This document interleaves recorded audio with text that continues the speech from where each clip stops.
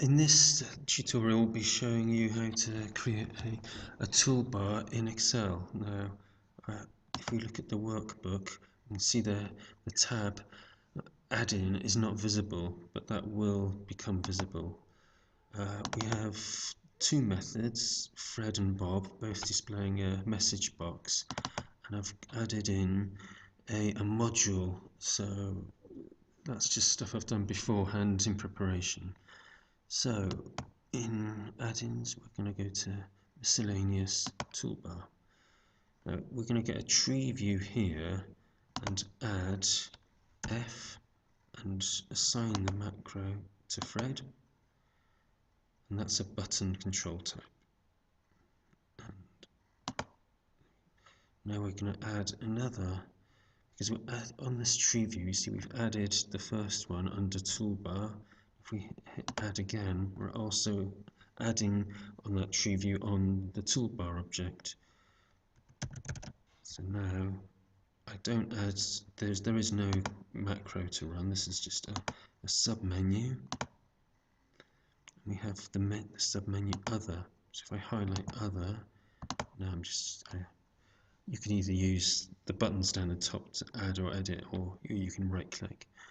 I'm going to add B and run the macro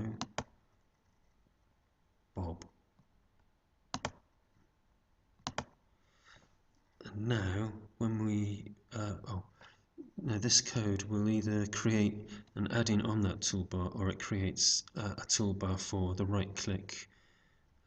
So if we generate, this then displays what we've added, so we can see where the toolbar is. We have F and then other and B, so and that it all makes sense. So now there's code to create the toolbar, and if we go to module 2, you see the code that initializes that.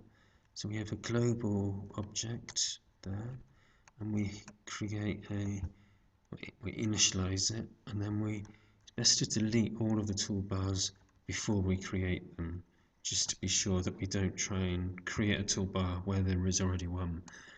And also, when you close a workbook, the toolbar will still be there, so you need to put some code on the method, or on one of the methods that is involved in closing the workbook. Or well, it's best to use activate and deactivate, then you're not in the wrong workbook with the wrong toolbar. So now if I just press F5 and run the initialize code,